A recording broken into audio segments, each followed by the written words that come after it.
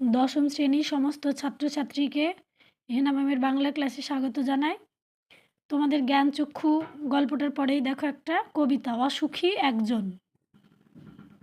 অসুখী একজন কবিতাটি আমি তোমাদেরকে প্রতিটা লাইন ধরে বোঝাবো এবং প্রতিটা লাইনের মানে বুঝিয়ে বলবো। অসুখী একজন, পাবলো নেরুদা।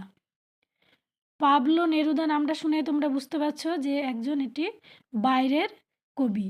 পাবলো নেরুদা ছিল একজন চিলিয়ান কবি। তাহলে চিলিয়ান কবি, সে তো আর বাংলা ভাষায় কবিতাটা লিখেনি, সে কী ভাষায় লিখেছিল? স্প্যানিশ ভাষায় কবিতাটি লিখেছিল। তাহলে এই কবিতাটা বাংলায় তর্জমা করেছে অন্য ব্যক্তি, তিনি হলেন নবারুণ ভট্টাচার্য। তোমাদের দেখো কবি পরিচিতি থাকে, এই যে কবিতা আছে ওই পৃষ্ঠায় কবিতা আছে, তারপরে কবি পরিচিতি থাকে, তো তোমরা কবি পরিচিতিটা একবার পড়ে নিবে। এই যে বাংলায় তর্জমা করেছে নবারুণ ভট্টাচার্য, আর এখানে কবি পরিচিতি তোমরা পড়ে নিবে যে পাবলো নেরুদা। পাবলো নেরুদার জন্মটা কোথায়, কতদিন, তার কত সালে জন্ম, মৃত্যু, সব এখানে লেখা থাকে। একবার তোমরা রিডিং পড়ে নিলে মোটামুটি এখান থেকে যা কোয়েশ্চেন আসবে তোমরা পারবে। তো পাবলো নেরুদার তোমাদের সম্পূর্ণ নামটা জানতে হবে। তার সম্পূর্ণ নাম বা প্রকৃত নাম ছিল নেকতালি রিকার্দো রেন্স বাসোয়ালতো। তার এই নামটা তিনি কোথা থেকে পেয়েছিলেন, তার উৎসটা কোথায় ছিল?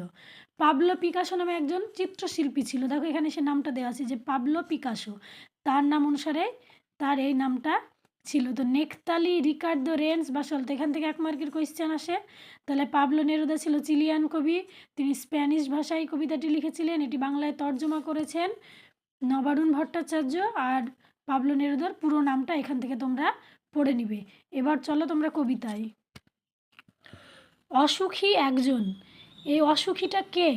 একজন, সে অসুখী, এই অসুখী হলো তার বিশেষণ। এই একজনটা কে? একজন হলো কবি, অর্থাৎ এই কবিতার কথক বা কবি নিজেকে অসুখী বলেছেন।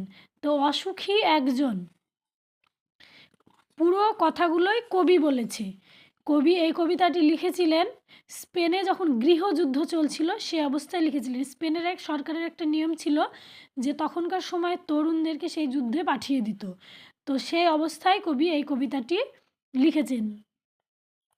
আমি তাকে ছেড়ে দিলাম, অপেক্ষায় দাঁড় করিয়ে রেখে দরজায়, আমি চলে গেলাম দূর দূরে। আমি তাকে ছেড়ে দিলাম, এই তাকে, আমি বলতে কবি বা কবিতার কথক, কথক তাকে ছেড়ে দিল। কাকে ছেড়ে দিল? অপেক্ষায় দাঁড় করিয়ে দরজায় রেখে আমি চলে গেলাম, মানে কবি চলে গেল অনেক দূরে। তাহলে এই যে আমি তাকে, কাকে ছেড়ে দিল, এটাই ছিল কবির নারী কল্প। নারী কল্প, সে দেশমাতৃকা হতে পারে, দেশমাতাকে সে নারী কল্প ভাবতে পারে। কবিতা নারী কল্পকে প্রেয়সী হিসেবে বলেছেন। তো তাকেই ছেড়ে দিয়ে কবি চলে গেলেন। কোথায় চলে গেল? অনেক দূরে চলে গেল। সে জানতো না আমি আর কখনো ফিরে আসব না। কবি যাকে অপেক্ষায় দাঁড় করিয়ে রেখে গেছিলো সে কিন্তু জানতো না যে কবি আর কখনো ফিরে আসবেন না। একটা কুকুর চলে গেল, হেঁটে গেল গির্জার এক নান, একটা সপ্তাহ আর একটা বছর কেটে গেল। এই যে একটা কুকুর চলে গেল, হেঁটে গেল গির্জার এক নান, এখানে গির্জার এক নান বলতে সন্ন্যাসিনীকে বোঝানো হয়েছে। মানে খুব স্বাভাবিকভাবেই দিনের পর দিন চলে যাচ্ছে। একটা কুকুর চলে গেল, হেঁটে গেল গির্জার নান, সপ্তাহ কেটে গেল, বছর কেটে গেল। তার মানে প্রকৃতির নিয়মের নিয়ম, সময় যেমন বাধা থাকে না, সময় চলেই যায়, সেই সময় চলে যাওয়াকে কবি বুঝিয়েছেন। বৃষ্টিতে ধুয়ে দিল আমার পায়ের দাগ, ঘাস জন্মালো রাস্তায়। একটা রাস্তায় যখন অনেক দিন কেউ চলে না বা হাঁটাচলা করে না তখন সেই রাস্তাটায় ঘাস জন্মে যায়। তোমরা দেখবে কোনো মাঠে যেগুলো আলপথ আছে মানুষ হাঁটাচলা করে সেখানে ঘাস বেরোয় না, কিন্তু যেইখানে দেখবে যে মানুষ হাঁটাচলা করে না, তোমরা ফিল্ডে খেলতে যাও সেখানেও দেখবে যে সরু রাস্তা হয়ে যায়, সেখানে কোনো সাদা থাকে, মাটি থাকে, ঘাস থাকে না, মানে সেখানে সবাই হাঁটার ফলে ঘাসটা জন্মাতে পারে না, কিন্তু এখানে রাস্তায় ঘাস জন্মে গেছে, মানে সেই রাস্তায় অনেক দিন কেউ হাঁটেনি। আর বৃষ্টিতে কি ধুয়ে দিল? আমার পায়ের দাগ, মানে কথকের পায়ের দাগটাও ধুয়ে দিয়েছে, মানে আর কোনো চিহ্ন নেই।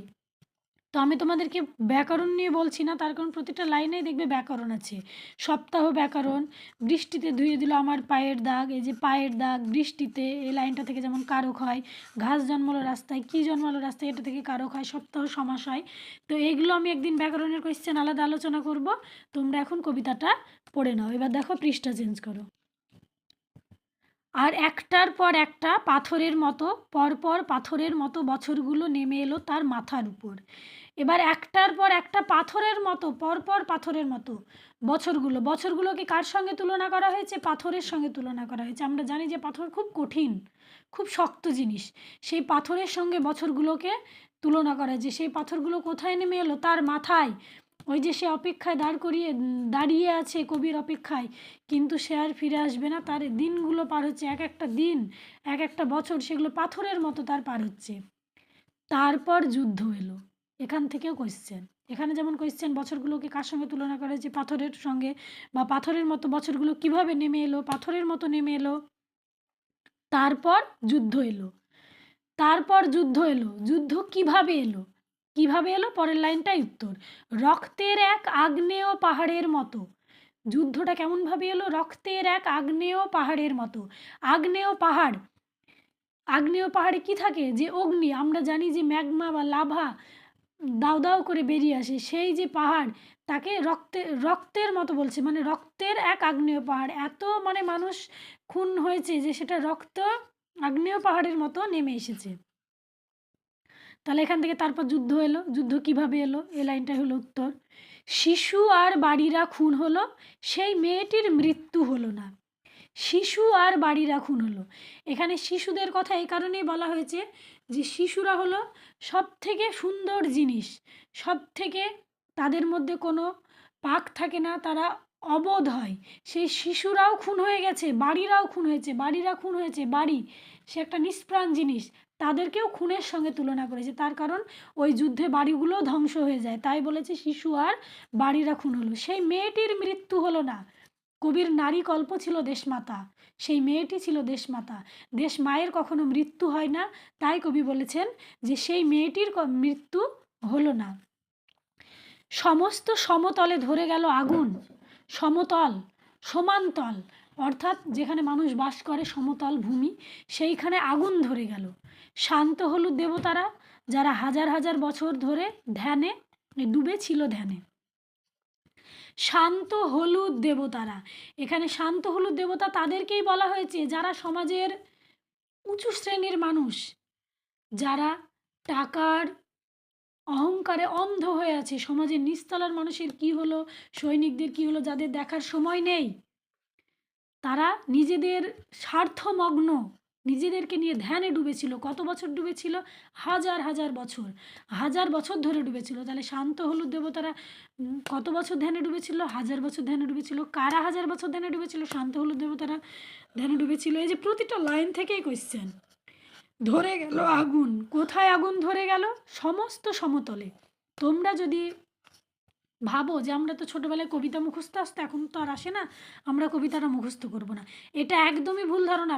কবিতার কোশ্চেন তোমরা সারমর্ম যদি না বুঝে থাকো, তাহলে কি হয় জানো তো? কবিতার কোশ্চেনে প্রতিটা লাইনেই উত্তর থাকে। তোমাদের যদি কবিতাটা মুখস্থ থাকে, তাহলে তোমরা যে কোনো উত্তর তোমরা খুব সহজেই দিতে পারবে। তাই বলবো যে কবিতাগুলোকে বা যে কোনো গল্প বা কবিতা তোমরা টেক্সটটাকে বারবার রিডিং পড়ো। তাহলে যারা হাজার হাজার হাজার বছর ধরে ধ্যানে ডুবেছিল।